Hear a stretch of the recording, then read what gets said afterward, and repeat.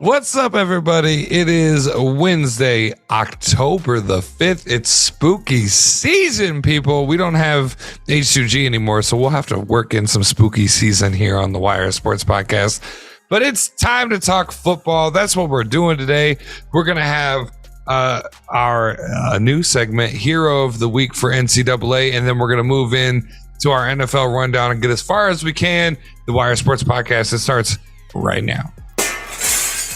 I'm going in, it's first and 10. I'm a legend boy, a champion. They can't match the flows, the X's and O's. I'm breaking the code, devastation about to unfold. They calling me Derek by the way I roll. Bet you never ever seen a pro this cold. I float like a butterfly, sting like a bee. I mix with I am Mike and the great Ali. I'm a running back, believe me baby. I fathered the game, call me Daddy Brady. I'm like that, try be like this. Sammy Sosa, that boy don't miss. It's the return of the greatest. Any way you name it, I'm everybody's favorite. I'm bringing the pain and bringing the fire. Hey, stay tuned, it's going down to the wire. Fellas, how's it going? Happy Wednesday. How are you guys doing? Good, brother. Ready to do some sports. Absolutely. I've been waiting all week. Everybody I talk to at work's like, hey, stop talking about sports. Shouts out to Trey. We hope you get home safely, brother. We know that you are stuck in an airport due to an airline we will not call out on the air unless we do it next. Well, it's very Halloween themed. It is very Halloween themed. But yeah, Trey, we hope you get home safe, man. We'll see you next week.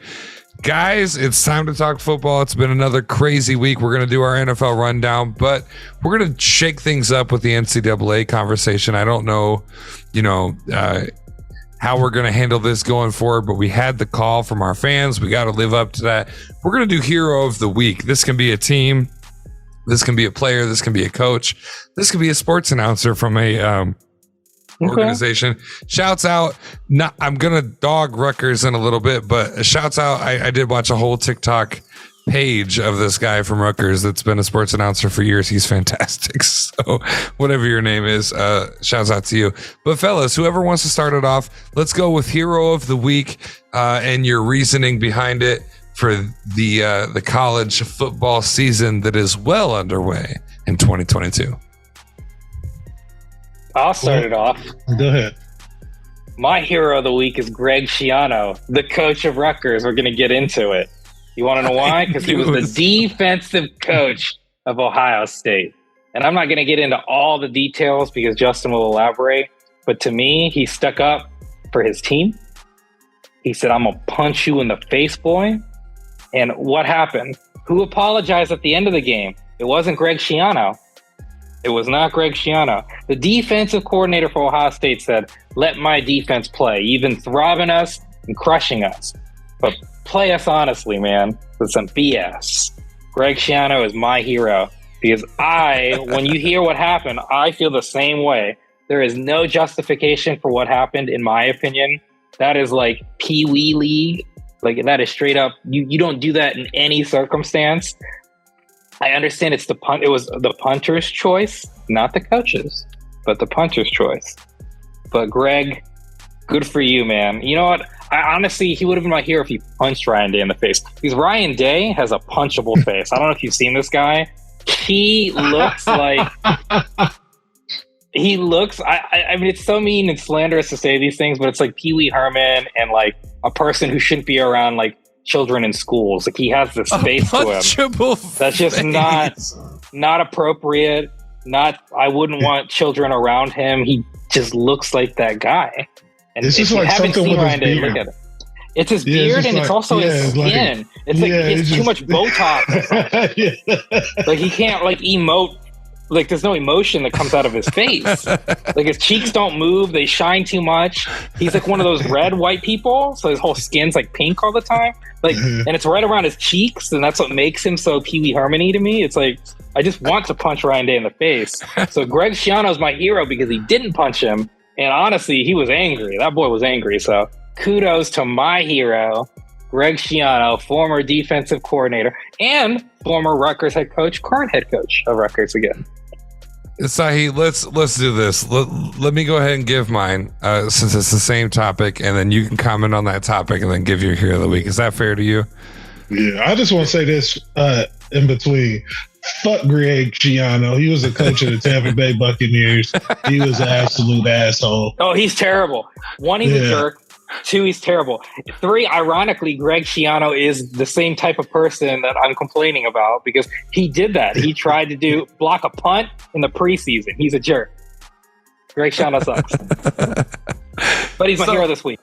If you're not familiar with the Ohio State Rutgers game, it ended Ohio State up 49-10, bringing them to 5-0. We've talked about it on the air. Ohio State needs a better roster for the regular season. However, apparently punter's choice, Ohio State went for a fake punt. It converted to a first down. A defensive player from Rutgers, I don't have his name offhand. I have the article up. I didn't pull it. If one of you guys want to grab it, hit him late. He hit him out of bounds. He knocked him into the sidelines of the Ohio State Buckeyes. The players, obviously young college kids, got into it. Became a whole thing. Greg Schiano initially ran across the field to pull his players back. It ended up in obviously an unnecessary roughness for the late hit. And then 2 personal foul flags thrown for Greg Schiano and Ryan Day, who proceeded to jaw at each other on the sideline. I'm just going to give my hero of the week to the punter. You made the decision. You don't get a lot of spotlight. You had a wide open right field. The special teams could have got you. So we got Ryan Deeds. If you're on your Spotify, you need to come over to YouTube. Come over to YouTube and check this out because you know those torsos they use in martial arts, like those little beat up dummies. Ryan That's what he looks like. Come over to YouTube and check this out. I will validate that. Ryan Day looks like a punch dummy. No, wait. This is Ryan Day without his beard. I will also objectively show him with a beard, to be fair. Okay, fair enough. I'm going to give it to the punter. I'm going to give my hero. Let's see with the beard. Still blushing. Still punchable. Still blushing. Still rosy as rosy cheeks get. Matches the suit though. I had no idea this was going to turn into a Ryan Day roast session. I was trying to when Urban Meyer went down for what he went down for after Jim Tressel, I'm still salty from Jim Tressel. You guys know this. Jim Tressel's a good man, and I will never validate any of the claims against Tressel. Maybe Urban's a pervert, but I never liked Ryan Day, but I want to like the Ohio State Buckeyes, so I got to root for him. I'm not going to claim him as hero of the week for saying whatever was said there on the sidelines between the two coaches, but I will give it to the punter. It was a fantastic play. It was like a gain of, 16 yards or something like that. Got the first down, moving it forward. Forget about the score. That doesn't matter to the punter. I'm going to give it to the punter for Ohio State. Sahe, what do you make of this whole debacle between Rutgers and Ohio State? Ryan Day, Greg Schiano, former Buccaneers coach, right? Yeah. Yep. My thing is this. In a football game, there's going to be guys in there, you know what I'm saying, going off adrenaline. They're jacked up. So the shit like this is going to happen from time to time. But at the end of the day, like, you're supposed to be watching for fake punts at all times. You know what I'm saying? So that's on you, Greg Schiano, not having your guys ready. You know, you got to be ready at all times. This is why you at a shitty school like Rutgers, all right? Because you just out there going through the motion. This is just, you know what I'm saying? This is brutal honesty. This is what I think of. The fire like just got spread all over the stadium. What was the final score, though? Am I wrong? 49-10, Ohio State. 49-10. Shitty as hell. Man, these coaches are not having a good time on the wire. Toledo scored 21 points. I'm not going to say his name because I don't want to curse him anymore. But But under no circumstances should they have faked that punt right there, Ohio State. But they did. They did. So you got to stop it. And you can't be mad that they got it. Fair enough. Sahe, I hope your hero of the week is not from Columbus or wherever the hell Rutgers is. What's your hero of the week for NCAA, man? No, I'm going to go with the best game of the week. In my opinion, Georgia and Missouri, right? Yeah. Georgia was a number one team. Missouri not ranked. Missouri at home. And Georgia comes in there to do a bank robbery, right? We're going to, hey, lay down. We're going to get this win and we're going to dip. Now, everybody shut the F up and don't be a fucking hero. Nobody be a fucking hero, all right? And Missouri, for the most part of that game, they fought. They didn't just lie down and let Georgia have it. At some point, those guys over for the Bulldogs were believing that they were going to lose. They held the lead for the first half, if I'm not mistaken. Yeah, they did. Yeah, yep. It was a good game throughout, but eventually Georgia took control of it.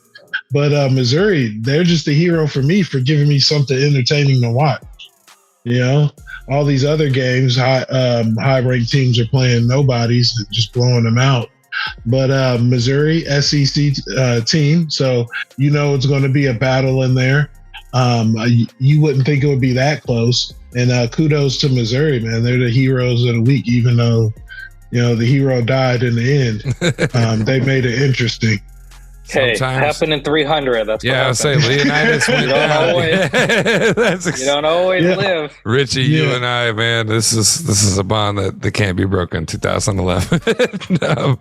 I give it out to. I'll give that shouts out to Missouri. Let's move on. Let's move on to NFL. Hey, before we do that, NCAA, let's just put all these big bad teams in the same freaking conference, shall we? If we're gonna move everybody around, let's put everybody together and see some real freaking football. Okay. I mean, they're already doing that. That's why Ohio State won't join. Sorry, I had to. Fair enough. Oh, my wife wants me to shout out K-State. They're doing fantastic. Good job, K-State. Okay, good job, K-State. Yeah, they beat Oklahoma. They won again this week. They're doing well.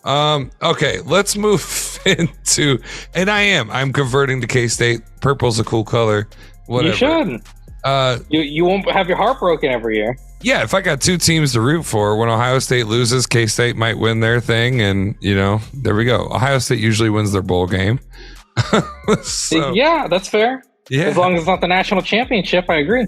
I'll never get one of those again. All right, so I used to be a big Kansas State fan. They're really good, honestly. What's his name? Darren Sproles. Yep. They got Deuce Vaughn. Their quarterback his name is escaping me, but he's fantastic.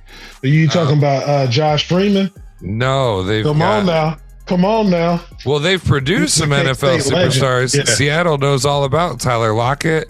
With Tua down, they've got what's his name over there in Miami.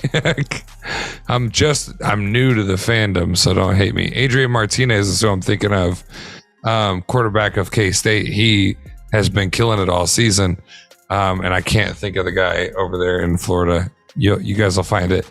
Let's kick it off. Speaking of Florida, Richie, your Bengals pulled over a win, 27-15. Do we want to pass this? Do we want to play it? Or do we want to one-shot this game? Yeah, we can either play it or one-shot. Sahe, what do you think? One shot is cool. All right, let's get a one shot. One shot. Cincinnati has played 3 backup quarterbacks, and they're 2-2. Side note, they also have the 4th least amount of points scored against their defense. So even though their defense, people are going up and down on them, they're not actually scoring. So it's a nightmare if you're a Cincinnati fan. Offensively, they've been playing like garbage.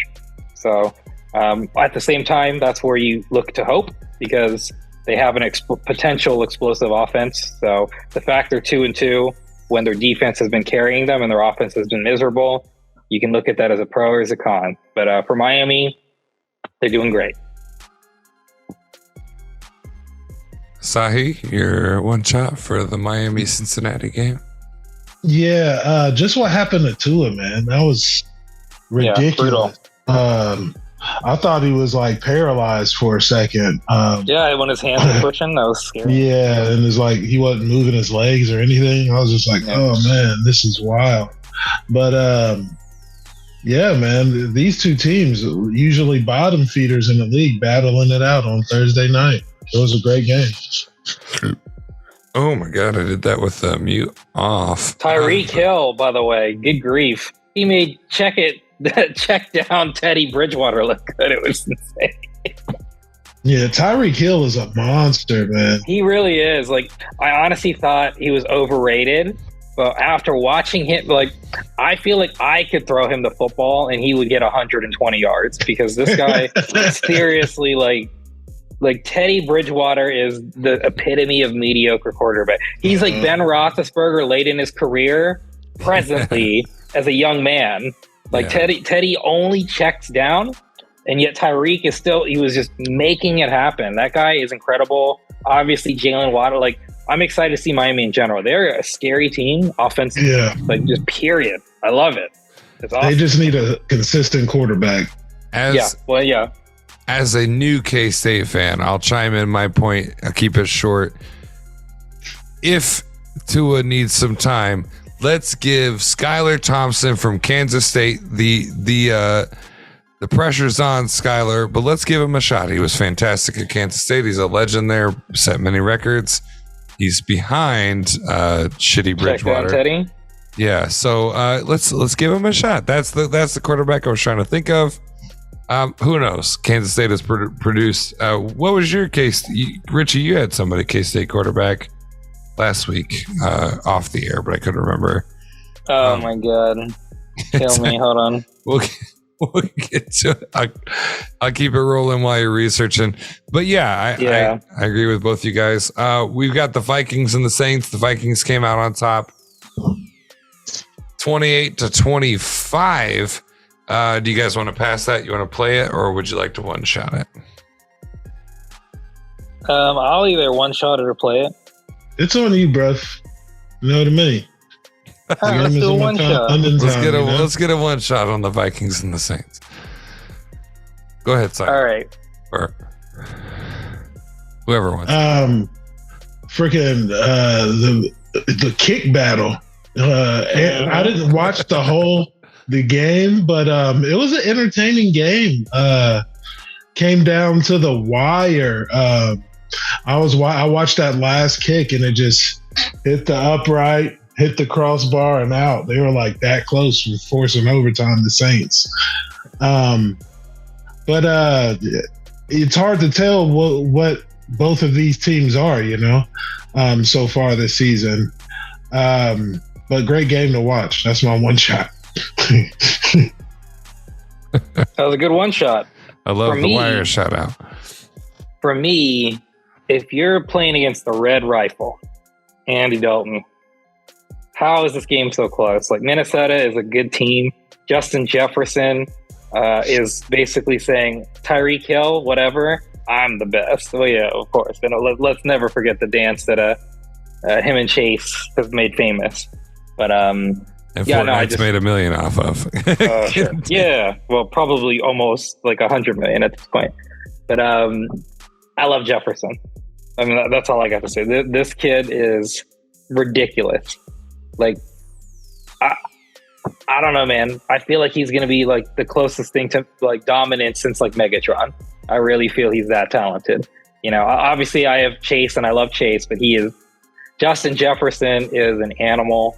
And he's doing it with Kirk Cousins. He's making Kirk Cousins. I mean, Kirk Cousins always makes himself money somehow, but he's making Kirk Cousins even more money. When you got a guy that could go back to the ball and still make the play a touchdown, it's ridiculous. He's unreal, man. Yeah. We've got Seattle and Detroit. Seahawks came out on top of this one, 48-45. You guys want to? We got to talk about this one. All right, play it up. We got to. All right. Like, here's what I'm gonna say. my boys in Detroit need some help. They need some help, man. They are averaging 35 points a game. And what are they, 1-3? It's like so sad for them. Like, how does that happen? Like, Goff has officially been thrown for the most passing yards of all the 2015 quarterbacks now. So he is now officially, technically, the most passing yards from the 2015 draft. And, everyone is talking about how he was made from the Sean McVay field. So, and here he is tossing it to Hawkinson. No DeAndre Swift, by the way, who is their, in my opinion, their best player. Like, we can't forget Sun God. He's done amazing things at wide receiver, but Swift is their guy. He's their engine. And even without him, they played a heck of a game. If I'm a Detroit fan, even though they're losing, I love their head coach. And even though they're losing, at least it's not the dark days, because the dark days were Detroit used to have a great defense, but they couldn't even score 9 points a game. Now they're leading the league in offense and they're losing. If you're going to lose, at least it's, you want to see your team score a lot and have something to be happy about. You don't want, imagine if Tampa Bay didn't have Tom Brady and they weren't successful offensively, but they were putting people out like 9 points a game. That's hard to get in. You losing. It's hard to get excited about that, because if your team scores 6 points a game, who cares? It's just not fun. So even though Detroit's losing, shout out to them. Their offense has been prolific.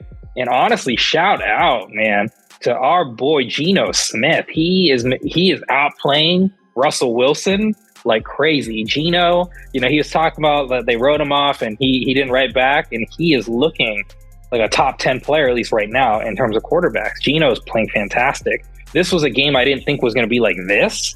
So it was such a fun game. That's why I really wanted to talk about it. Yeah, man. And Sahe, I'm passing it over to you now, but we off the camera, we're all best friends. We talk all week long.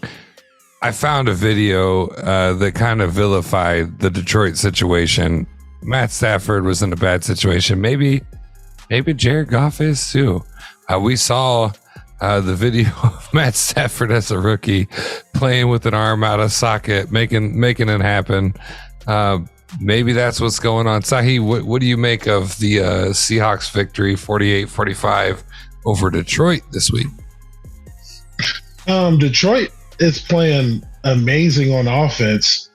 Jared Goff is looking like the guy that he was drafted to be by the Rams. He's looking great. It's just like the Lions are one of those teams, they just know how to lose. They're like the Browns in the sense, or the Bengals before last year, or the Dolphins, the Jets. These teams just somehow, like in recent memory, just know how to lose. So it's just like, what are they going to do, man? What are they going to do? They just don't have the pieces, and it's crazy because they have number one draft picks all the time. So it's just wild to think about. It's just like, when are they ever going to be able to put it together, And on the other, just for example, it was 41-38, 3rd and 5. Seattle has the ball. They hand it off to Rashard Penny, and he goes all the way for a touchdown. Like, really? Like, this is the time. Like, you need to make and he had a run like that earlier in the game. So it wasn't the first time they seen that look or Rashard Penny do that. So it's just like, once that happens once, you got to have some guys out there like, all right, they're not doing that. So they just can't ever put it together. And it's just amazing to see them now starting to get close. But I feel like when you get blown out, like, that's easier to take. You're like, all right, we lost. It's cool. But when it's like, all right, we could win, and you lose, that hurts so much worse. So it's going to be tough bouncing back from wins like this for the Lions. So this could be one of those things that just like digs the hole even deeper. So it's wild. Prayers for Detroit. All right, guys, we're short time on the first half here. Let's go one shot or pass for the next couple. I think the lineup kind of lends itself to that. We've got the Jets and the Steelers. Good news coming from Richie as we roll in. Kenny Pickens is on his way in. Kenny, yeah, that's that right? Pickett, and then they got Pickens and Pickett. It's hard to keep track. Pickens, and it'll be Pickett to Pickens. That will be the connection. Yeah, that's gonna be fantastic. Kenny Pickett on his way in. Jets 24-20 over Pittsburgh. You guys want to pass it, or do you want to hit that one shot? Let's do a quick one shot. It's the Steelers. We got to talk about the Steelers. You know? Kenny Pickett. I'll let you go first, though. Start. Yeah, Kenny Pickett getting thrown in there, and they were up 10 at one point. And the crowd's going wild, and everybody's like, "Yo, this is the Kenny Pickett era." And then things happen, and the Jets were able to capitalize. I think going forward, though, Kenny Pickett is a guy, he's not afraid to run. He's going to fit the ball in the tight windows. He's just one of those guys that's just going to galvanize the troops and get them ready to go. You didn't see that with Mitch Trubisky. Mitch Trubisky out there just not trying to make a mistake, instead of going out and getting the game. So it was exciting to see. Good on Zach Wilson getting one. I'm just going to say Sahe had been begging for this the whole time. So, Sahe the prophet. From my perspective, they're going to lose a lot. They're playing the Bills, the Buccaneers, the Dolphins, the Eagles, the Saints, the Bengals.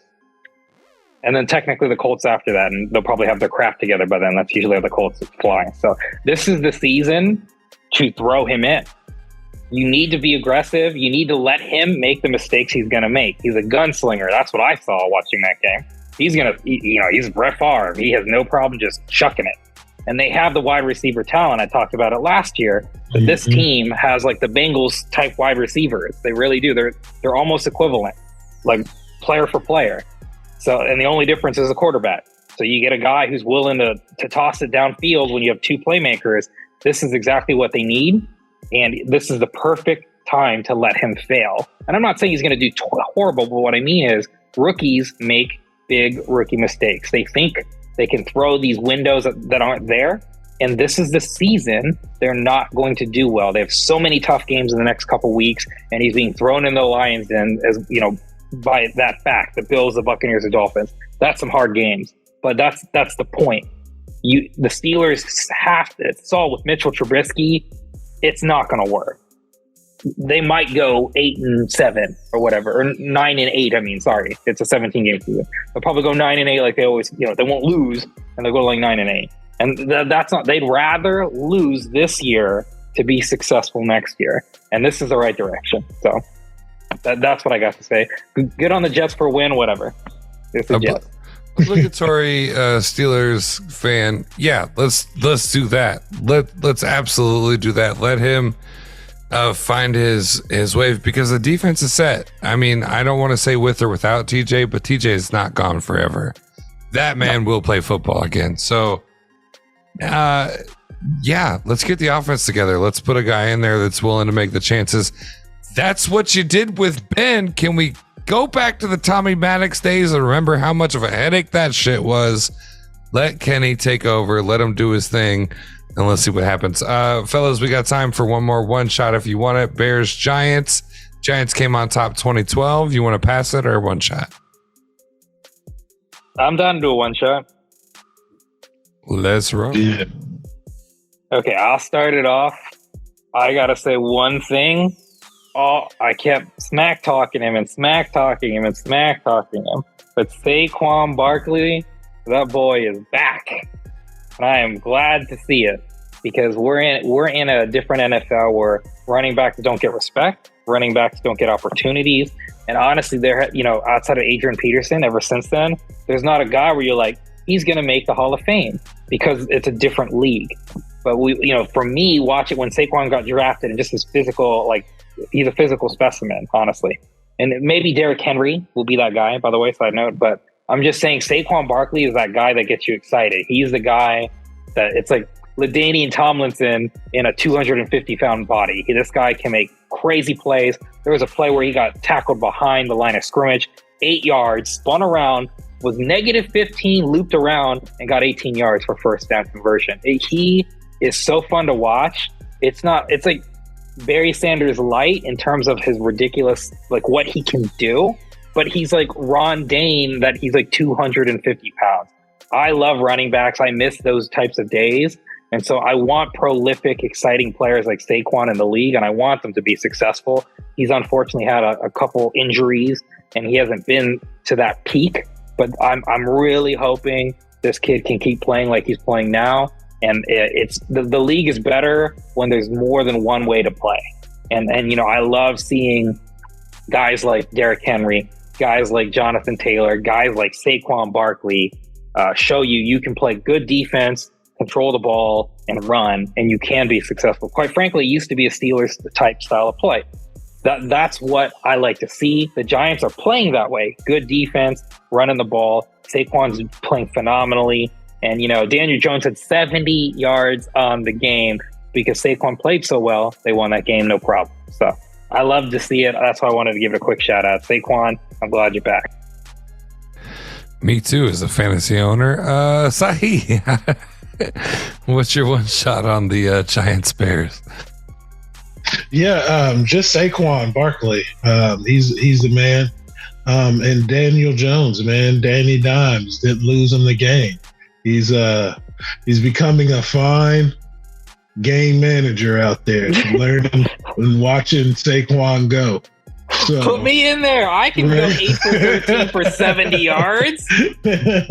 I'll take that $20 million contract. That's just getting the snap and making the right read, getting it down, and then getting to the next play to run. Sahe, I'm telling you right now, I got 1 minute to make this quick comment. I will gladly, New York Giants, you can pay me $1 million. I don't need $20 million. You can pay me $1 million.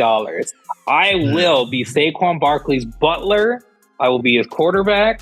I will hand him the ball off exactly where he wants it. I will get destroyed handing it to him. That's no problem. Just make sure you take care of me if I get injured. That's all I ask of you, the Giants. New York, and I will save you $19 million. New York, I'll take $750K and I'll massage his feet. Hey, wait a second. If I got to massage his feet, I'll do it. The man's a monster. I'll give him a rub. Hoi, Barkley, the ball, sir. Here's your ball, sir. I'll be like G. I'll be cool. I'll be like Jeffrey from Fresh Prince. Hey, folks, this is the Wire Sports Podcast. We got a lot more coming. Don't go anywhere. Check out this break. We'll be right back. And hey, don't go to another podcast because that would be an asshole move. We'll be right back.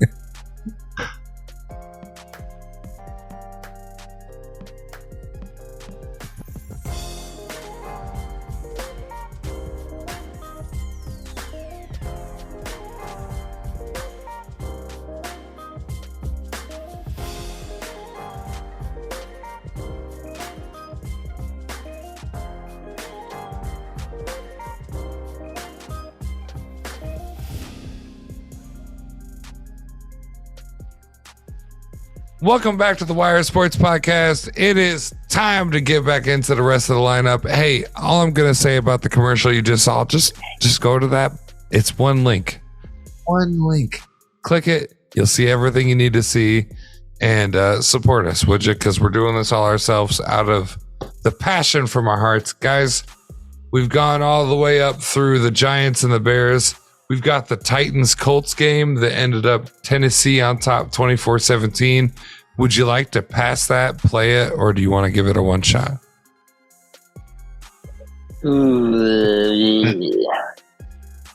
I'm fine passing it, honestly. It's not much to talk that's about. cool, yeah. All right, we'll pass that one. Wasn't exciting at all. Let us know in the comments, folks. We got the Chargers and the Texans. Chargers took that one 34-24. You guys want to pass that one also? Or would you like to play it or one-shot it? Pass for me. We're on the same page. All right. Double pass. The Falcons overtook the Browns 23-20. What are you guys thinking? You can play it. Yeah, let's play it. All right. Whoever wants it first. I'll let Sahe go this one. Yeah. My thing is this. The Browns. The games that you're supposed to win while Deshaun Watson is out, you're losing them. You're losing them. You're not supposed to lose to the Falcons. What are you doing, Jacoby Brissett? You gonna throw an interception at the end of the game in the double, triple coverage like that? You can't do that. And what is the defense doing?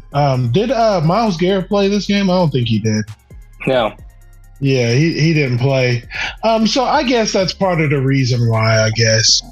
Mariota had a lot of time back there to scan the field and run around and do what he wants. Because, well, yeah, I'll take it back. I'll give the Browns a pass. Myles Garrett had a terrible accident. He wasn't going to be ready to play.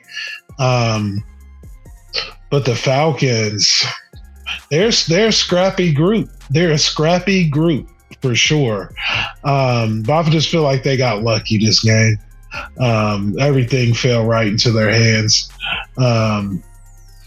So it was a good win. Yeah, I don't know. I probably shouldn't have played that one because it was nothing too interesting, but just like, because I forgot the point that Myles Garrett didn't play. So it's just like, yeah, it makes sense why they lost. That guy's a beast, right? Especially on their defense. Half those points the Falcons aren't going to get if Myles Garrett plays because like half of those drives are going to end in punts because you're going to get at least 13 sacks that game. So, I mean, I'm going to say, I do want to play it, but you said what I was going to talk about. The reason why, even though I agree with you, this is a game they should have won. And when you look at it statistically, they still should have won. Kareem Hunt and Nick Chubb ran for 180 yards and they lost the game, which is insane to me. They had 400 yards on offense. They lost the game, but they didn't have Myles Garrett, and honestly, and I'm not saying TJ Watt, we always go back and forth about, I'm a huge Myles Garrett fan. TJ Watt is slightly better, but the point is the Steelers defense as a whole is better than the Browns. And Myles Garrett is like superstar for them. They need Myles Garrett. So, him being with some white woman and getting in that car accident, that's, Myles, please, even 4 speeding tickets in 2 years, stop speeding, hang out with the white girls after the season, please, for your own sake, for your own team's sake. Don't die. He tried to blame it on a squirrel, which is hilarious to me. That's why I wanted to play this, actually. He blamed a squirrel on the road for why he swerved going 65 in the 40-mile-an-hour street and flew off the side. I'm glad he's okay. But yeah. Yeah, squirrel was Cleveland. I mean, that's why he was trying to. That's why he was speeding home. That was the point. I think we can all agree Ohio squirrels are on a different level, okay? They're suicidal. Oh, they are, but at the same time, the guy got off practice and he picked somebody, I'm not saying savory, but he picked somebody up and was heading home to have a squirrel take care of him. And he swerved because he wasn't paying attention. So allegedly. So anyways, Cleveland should have won this game, period. Myles or not. As I discussed with you guys briefly, I believe this team is, the team to beat next year once Deshaun has some games in him. But Jacoby Brissett or not, Deshaun Watson or not, your running backs have 180 yards and being the best tandem in the league, and you lose. Yeah. But give kudos to Atlanta. They're 2-2. I don't think anyone expected that this early in the season. Regardless, they are a scrappy team to Sahi's point, and we can't fault Atlanta for doing what they needed to do. But Amari Cooper, 1 reception, 9 yards. Come on, man. You said you think you're a top 5 wide receiver, and you had 9 yards on that game against Atlanta's terrible defense. Man, I'm just going to say this, Miles. You sound a lot like Ben Roethlisberger getting in a motorcycle accident in the offseason without a helmet. No, I'm just kidding. Hey, don't compare them. Not. Miles was doing something respectfully and, consensually. Okay, they're not the same type of guy. They are not the same guy. There's no reports of two people on that motorcycle. I'm just kidding. That is a different Cleveland player that has consensual issues, okay? He is not playing right now also. I can't keep it together if you're going to make jokes like that. I can't host the show, Richie. What am I going to do? No, 2011 all over again. Yeah. I used to be a lot more raunchy back then. I'm more respectful. The Cowboys and the Commanders. Cowboys came on top 25-10. You guys want to pass it, play it, or would you like to give it a one shot? I'll one shot it. Yeah, that's cool. All right, let's one shot it up. Cooper Rush, first white boy. No, I'm just kidding. First quarterback for the Dallas Cowboys to ever start 4-0. Kudos to Cooper. I'll give him that. That's my one shot of the day. He's doing great. Yeah, what are the Cowboys going to do? Yeah, are you going to go back to Dak Prescott? Or you going to have to. You got to? You're paying Dak way too much. I agree with you. Okay, Sahe, let me explain my you got to. The Cowboys aren't about winning. The Cowboys are about being blockbuster, must-see TV. They are paying Dak too much money to sit his butt on the bench. This isn't Mitch Trubisky, who they paid $8 million. This man is making $30+ million. You can't afford to leave him on the bench with the star power. I agree with you. If it were me, with how like they're playing with Cooper and then being galvanized, you go with Cooper, but when Dak's ready, you gotta let him in. His thumb is already, the stitches are gone, so Dak's pretty much ready. So what I think they'll do is they'll toss Cooper into the Lions Den with the Rams, and then Dak will come back for the rivalry Eagles game. That's what I think will happen. What if Cooper Rush goes in and beats the Rams? Whew. I mean, Jerry Jones still too crazy. You're right. You should ride that wave, but I'm telling you, Jerry Jones paid too much money, and that boy's going to get every dollar out of Dak Prescott he can. Who needs a quarterback right now? What team needs a quarterback? You can ship Dak Prescott. Pittsburgh might be a blockbuster trade in the works. Cooper Rush keep winning. Somebody needs a quarterback. Dak Prescott's caliber. Yeah, a lot of people would like Dak Prescott caliber quarterback. I don't know if I could live with Dak Prescott for TJ Watt, but I'm almost there. Oof, don't say that. How dare you? What's wrong with you? Dak Prescott, like, you guys need a quarterback. Pickett might not be that guy, but TJ Watt is generational. Dak Prescott is not. And Dak Prescott will not get you to the promised land. Not that TJ Watt specifically will either, but Dak Prescott will not get you to the promised land. He is not the quarterback to get Pittsburgh over the hump in that division, let alone the whole AFC. Don't you ever slander TJ Watt. And I can't believe I have to defend TJ Watt because I've always been a Miles Garrett is better guy. But don't say that about TJ Watt again. Not on this show. I feel it. I feel bad about that. Let's move. You should feel bad. Let's move. My stomach hurts hearing that. That was painful. I miss you, TJ. Just come back. Come back, buddy. Eagles beat the Jags 29-21. You guys want to pass that, play it, or would you like to give it a one shot? I'll say one shot, bare minimum. Yeah, that's cool. All right, one shot away. I'll just try to quickly go through this game from my perspective. Jacksonville has been playing great, actually. They were looking like they could have went 3-1. The Eagles are undefeated, and they're looking, prime as prime gets. This was actually not a great game by Jalen Hurts, which is what kind of shocked me. And that's why I wanted to give a shout out to Philadelphia for unconventionally winning. Miles Sanders had a great game. Jalen did not. Jalen's been playing, arguably like Lamar at MVP caliber type numbers, passing, touchdowns, etc. Jalen week in and week out everyone was saying, wow, like this 12 touchdowns to 2 interceptions. He was looking phenomenal, and he had a bad game, but yet Philadelphia won. So I want to give a shout out to Philadelphia for that. For Jacksonville, obviously, you take your lumps. No one's even expecting you to be 2-2 at this point with this recent loss. And Jacksonville's looking good. They're looking solid. Trevor Lawrence is playing great.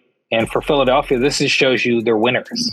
I mean that. This is a game that they could have lost and should have lost when you look at it statistically, but they found a way to win. And that's going to be the difference with these types of teams. I'm not saying Philadelphia is generationally always a winner, but they are looking like a winning team. To me, that's a team to definitely look on. Philadelphia, Tampa, the Rams, those are the guys right now in the NFC that I think, and honestly, Seattle's starting to look kind of hot. I'm not going to say they're going to get there, but Philadelphia, this is that type of win you need. You need these wins when you're not playing right, when the game plan isn't going well, and you still tough it out and make it happen. That was this game. So Philadelphia, congratulations, man. That's how you do it. Their defense is playing great. Their offense played very questionable, but Miles Sanders carried them, and he did a fantastic job. Sahe? Yeah, I'll say this. The Philadelphia Eagles are one of those teams going into the season this team could be good. They could be good. And they're proving we're good. We're real good. So now they're going to start getting everybody's best shot, right? So it's the first quarter of the season is over. Now we're going to really see what the Philadelphia Eagles are made of and how that young talent responds. Even though they have a real easy schedule, which is not good. For them, they need to be battle tested, and come playoff time, they look like one of those teams that's red hot all season long, and then gets one and done in the playoffs. I agree with you on the season, that they've had an easy schedule. The problem, though, is the NFC South or East has an easy schedule in general. They just don't play anybody. That's the problem. But I agree with you. It's like the Ohio State syndrome, to be honest. They just don't have competition, and it's hard to gauge them. I definitely agree with Sahe there. They just don't play anybody. They play a bunch of nobodies. They're playing the Texans, the Colts, nobody. I think the Titans are the only AFC team that's worth a darn that they're playing against. And, it's the NFC East. All those other teams are meh. So it's hard to gauge them. I agree with Sahe on that perspective. Oh, yeah. They're also playing the Steelers. That's a free win. Come on. I can't wait till they play the Cowboys. That'll be fun. That'll be fun. 2 weeks. The shot. I'll just point this out. A year ago we were calling them the NFC least. So whatever it means. They still are the least. I agree with you. We got the Bills and the Ravens. Bills pulled this one out 23-20. You guys want to pass it, play it, or would you like to one shot? I'm down to play it or one shot. I don't want to pass it. Yeah, we can play it, and I'll start by saying this. Remember a few weeks ago, I was like, man, it looked like that coaching staff is sabotaging Lamar Jackson on his wins. And there was a questionable ass fourth down call, and then their defense can't step up for nothing in the waning moments of a game. Man, it might be something to that, man. Lamar Jackson is out here playing he didn't have the greatest game this last game. But I feel like the coaches are cutting it. They're like, all right, we thought we had it under control, where his stats weren't be that good, and we barely lose, and Lamar Jackson was going off. So they was had to everybody shut it down, let the Dolphins come back, and then the Bills come back. They were losing pretty good. They came back from 17 points or something like that. And this is happening over and over to the Ravens. And it's just something to that's weird to me. Your quarterback is front runner for MVP, and you guys can't put it together to help this guy out. Is just weird to me, man. And Josh Allen, the Bills, they're the darlings of the NFL right now. And they didn't have any pressure going into that final drive. It's we either score here or we go into overtime. So it wasn't no pressure of losing the game. I just hate it for Lamar. Because at the end of the day, you can have all the stats you want. If you don't have the wins, you're not going to get that money. So You know, it's just one of those things you just look at it and it's just really weird because they should be one of the best teams in NFL. And I was going to say one last thing, but I forget. So that's it. Okay. I felt some Tampa Bay shade coming in there on the Bills. You are so right. I was going to say, Lamar Jackson, they're not going to pay you. They want you out of there. We got a guy that's going to be retiring after this year down in Tampa Bay. Giselle. we gonna need a quarterback. We're going to need a top flight quarterback. And I think like Lamar Jackson is what we need in Tampa. Come on, man. Hey, I'll say this to Lamar. You'd have some good wide receivers for once if you went there. Great. Great. Here's what I'll say. Josh Allen saw Lamar Jackson and he was like, you know what? You want to run for 70 yards? I'm going to run for 70 yards. Honestly, both these quarterbacks didn't have a great game. So I don't want to go there. They both didn't have good games. They both played very pedestrian. But this is what needs to be said about Baltimore. Baltimore, to me, is still the favorite of the AFC North just because of Lamar Jackson. But their defense is garbage. They have allowed 100 points in these 4 games.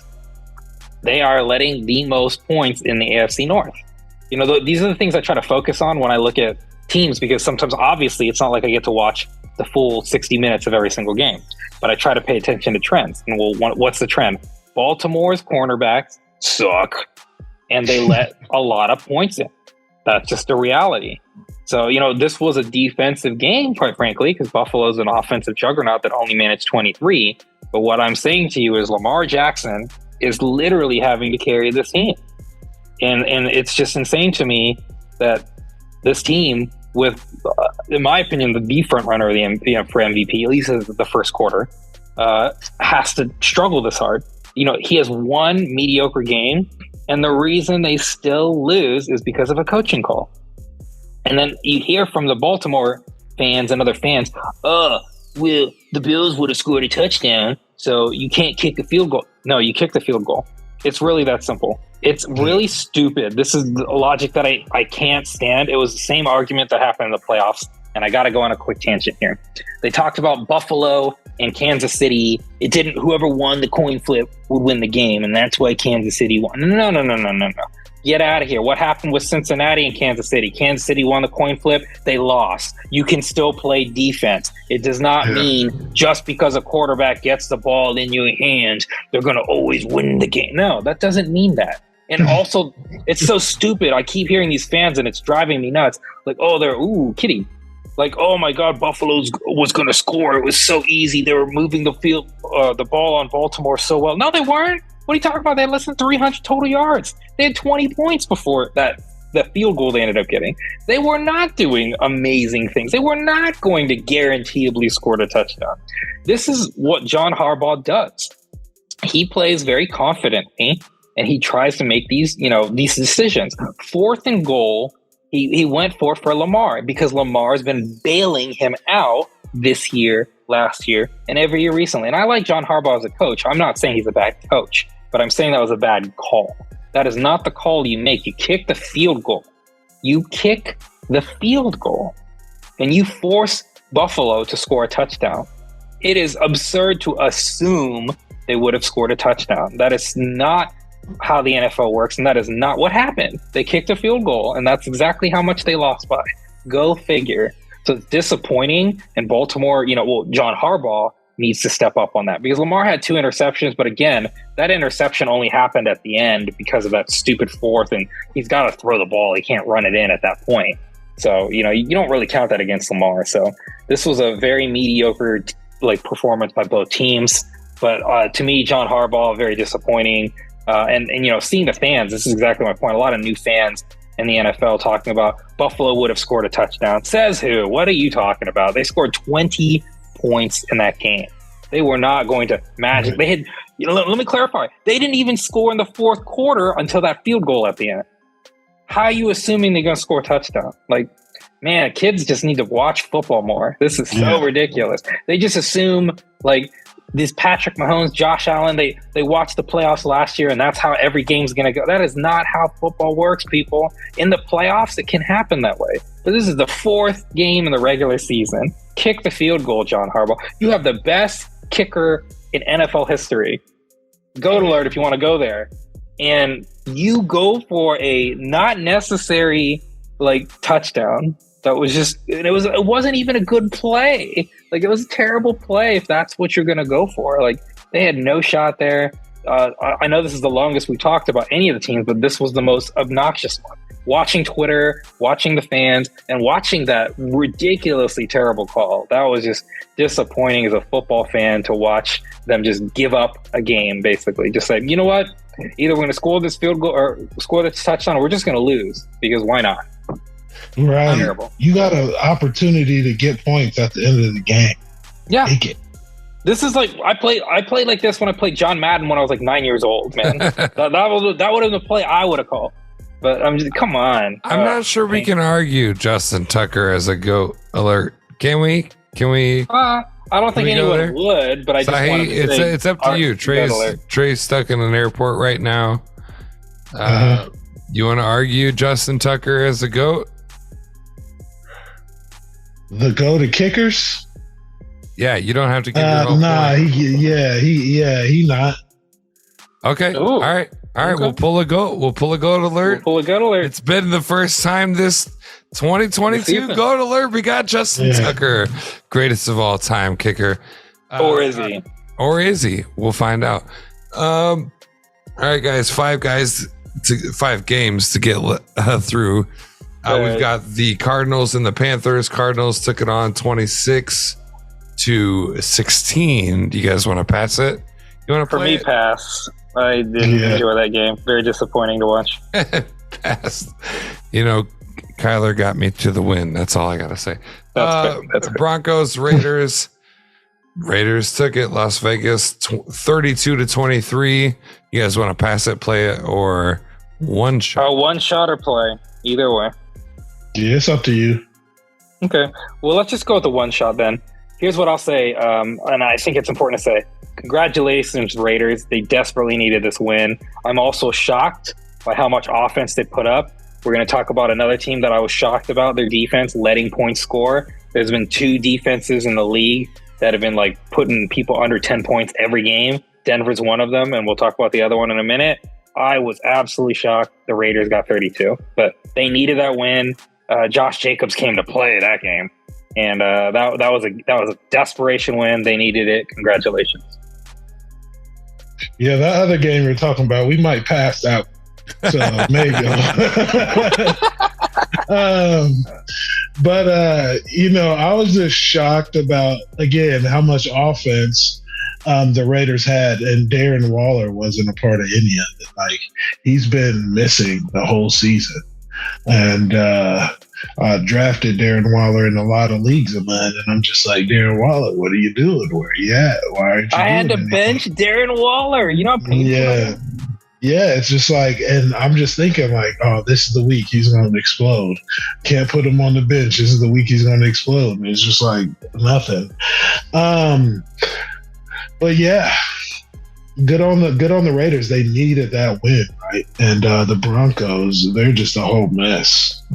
We'll probably talk about them later in the season, I'm sure. I might have to get into a whole Russell Wilson conversation going on with the Broncos. Fellas, we got the Packers and the Patriots. Packers came out on top just barely, 27-24. You guys want to pass it, play it, or one shot it? We're probably in one shot or pass territory, I think, with time. I'll just say a quick one shot. I'm down. Let's roll. I'm surprised it was that competitive. That's my takeaway. I really didn't see how that could have. Aaron played a terrible first half. He lit it up in the second half, and they barely won. Aaron Rodgers said it himself. We got to play better. We shouldn't be playing this bad. Yeah, and I didn't doubt it was going to be that competitive. You got Bill Belichick over there, Aaron Rodgers. They had a freaking third-string quarterback out there lighting it up after Hoyer went down. That dude looked like he was ready to play, and he looked like he might be something coming up if he could keep playing like that. It was an entertaining game to watch, for sure.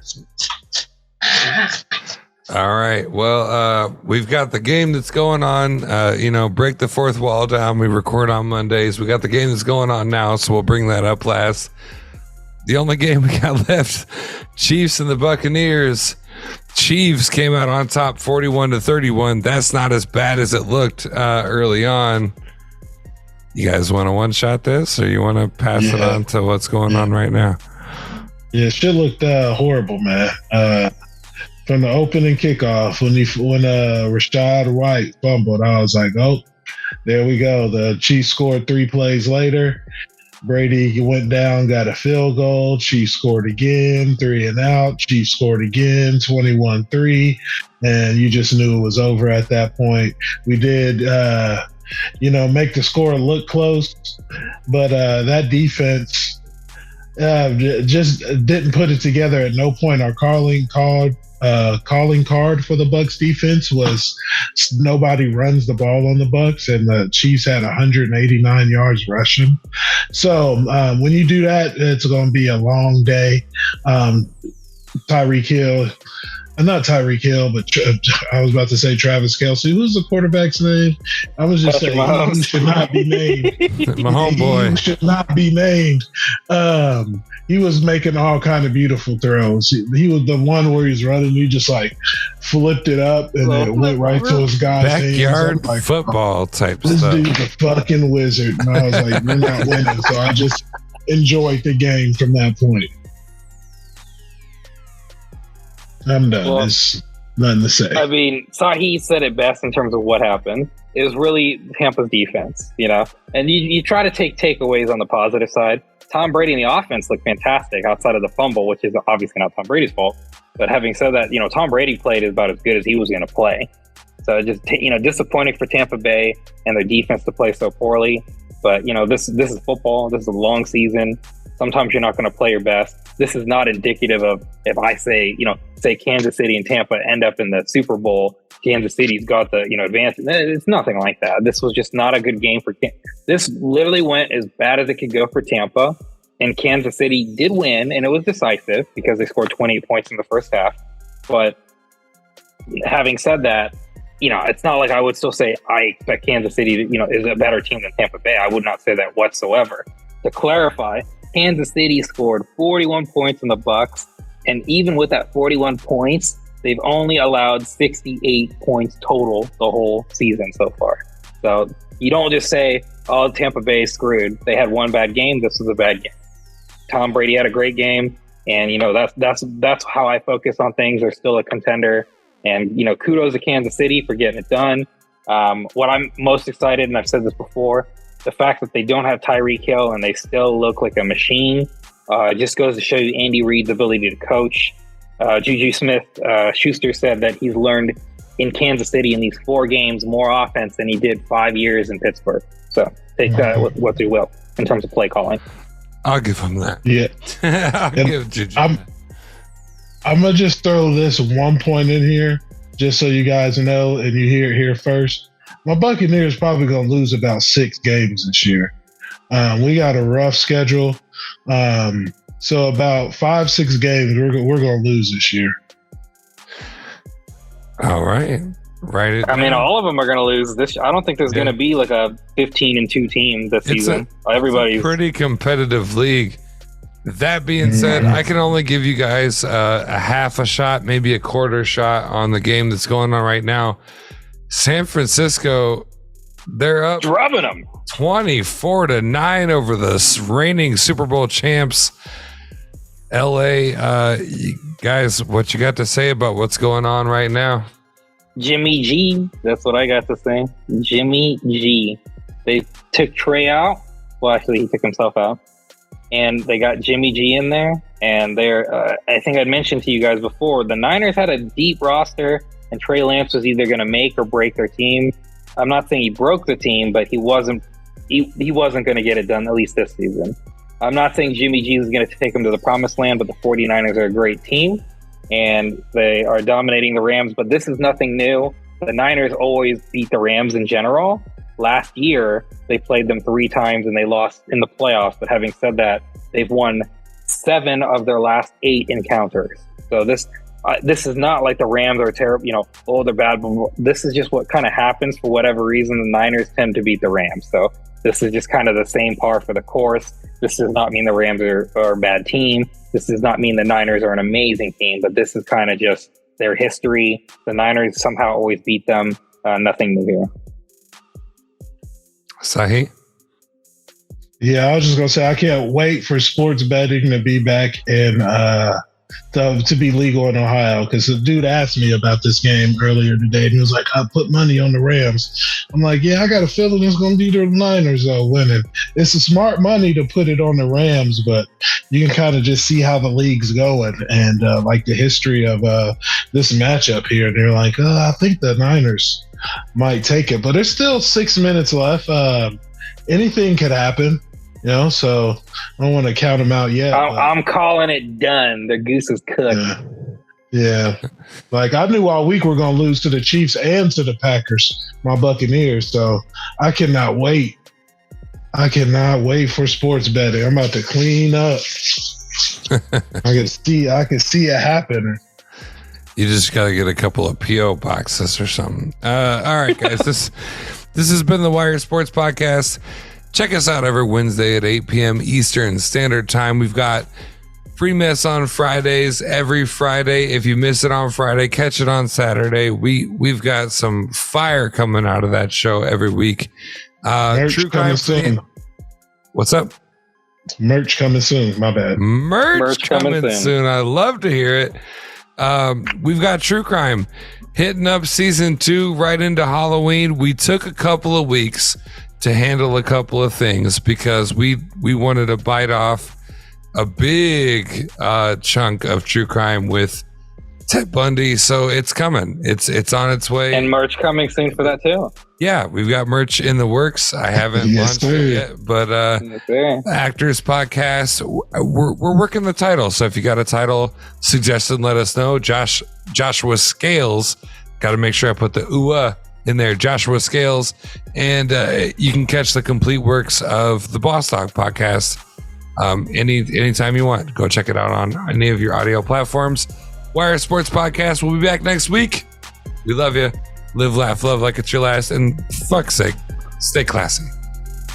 Merch coming soon. Merch coming soon. Let's do it. Merch coming soon. We deserve the merch. We're the flagship. That's right.